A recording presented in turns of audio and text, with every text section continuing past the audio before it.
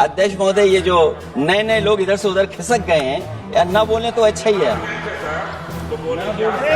एक मिनट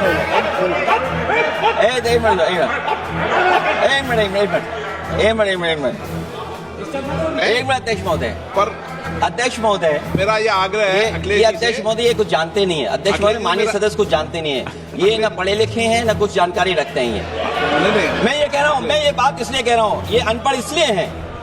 अध्यक्ष महोदय, मैं ये बात इसलिए कह रहा हूँ कि जो जो घटनाएं मैं बता रहा हूँ, मैंने एक एक घटना इलेक्शन कमीशन को टैग किया है, एक एक वीडियो इलेक्शन कमीशन को दिया है, एक एक पत्र लिखा है इलेक्शन कमीशन को। अगर एक भी कार्रवाई की हो तो मुझे बता दें, अगर ये जानते हो। और दूसरा, मैं अध्यक्ष महोदय मैं दूसरा बताना चाहता हूं आपको। अध्यक्ष महोदय, चुनाव जीते जाते हैं, हारे जाते हैं। कभी कोई चुनाव जीतता है, कभी कोई चुनाव जीतता है। एक समय था जब हम लोग कांग्रेस पार्टी से लड़ते थे, और एक समय आ गया कि जब हम आपसे लड़ रहे हैं। चुनाव कभी ये जीतते हैं, कभी वो जीतते हैं, कभी मैं जीतता हूं। एक समय था अध्यक्ष महोदय, मैं 5 लोकसभा का सांसद था यहां। इस बार हम लोग भारतीय जनता पार्टी को दूसरे नंबर करके सबसे 1 नंबर पे समाजवादी पार्टी आई।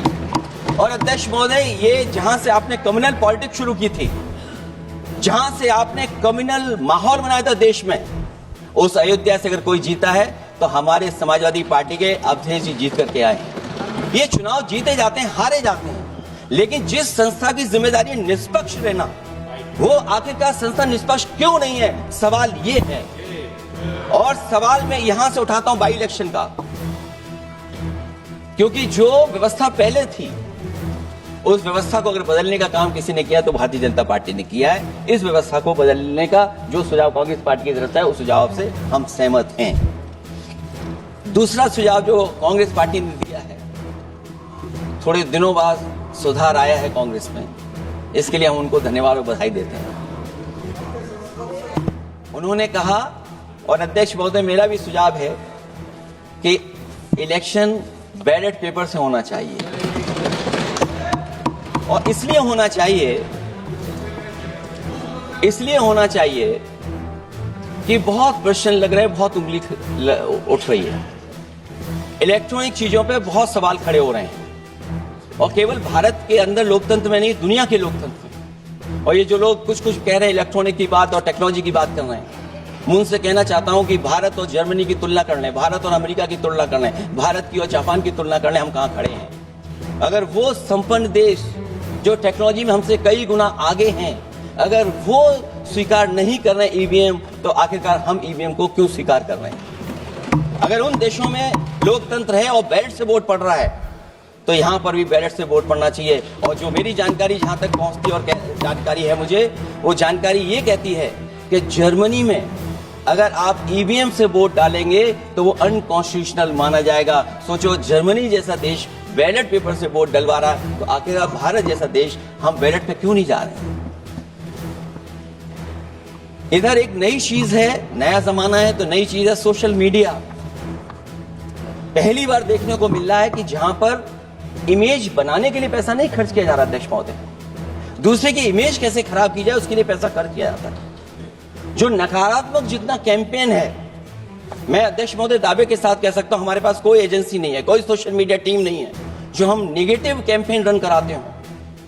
लेकिन भारतीय जनता पार्टी के पास हजारों ऐसे लोग हैं और हजारों करोड़ रुपए इस बात के लिए खर्च करते हैं कि नेगेटिव कैंपेन कैसे रन किया जाए। और जितना जितना चुनाव करीब आता है, उतना सोशल मीडिया से लेकर के हर प्लेटफॉर्म पर नेगेटिव कैंपेन अगर कोई कर रहा है, तो वो कर रहा है भारतीय जनता पार्टी के लोग, कि नेगेटिव कैंपेन कैसे रन किया जाए। और जितना जितना चुनाव करीब आता है, उतना सोशल मीडिया से लेकर के हर प्लेटफॉर्म पर नेगेटिव कैंपेन अगर कोई कर रहा है, तो वो कर रहा है भारतीय जनता पार्टी के लोग।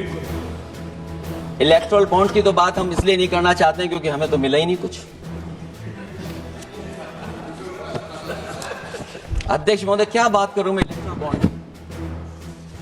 सबसे ज्यादा इलेक्टोरल बॉन्ड अगर किसी को मिले हैं तो सत्ता में बैठे हुए लोगों को मिले।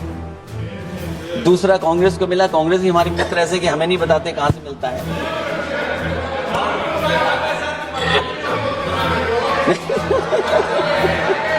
अध्यक्ष महोदय, सबसे ज्यादा चुनावी खर्चा इनके पास, दूसरा खर्चा इनके पास। हम लोगों का भी तो कोई ख्याल रखिए अध्यक्ष महोदय।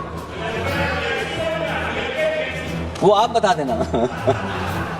तो ये जो इलेक्ट्रॉन बॉन्ड वाला जो खेल है अध्यक्ष महोदय, ये तो दिखाई देने वाला खेल है। उसमें सोचिए कहां हम लोग टिकेंगे, कहां रीजनल पार्टीज टिकेंगी। इसलिए अगर ये तरीका चुनाव होगा, खर्चा कैसे कम हो, इस पे भी इलेक्शन कमीशन को सोचना चाहिए। किसी ने कहा कि वो एक वोटर लिस्ट भी करा देंगे, ये बात मैं कह दूं अध्यक्ष महोदय, उन्होंने ये कहा कि वन नेशन वन इलेक्शन तो होगा ही होगा, लेकिन एक वोटर लिस्ट भी एक होगी। हमें उम्मीद है कि वोटर लिस्ट एक होगी और वोटर कार्ड ऐसा बने।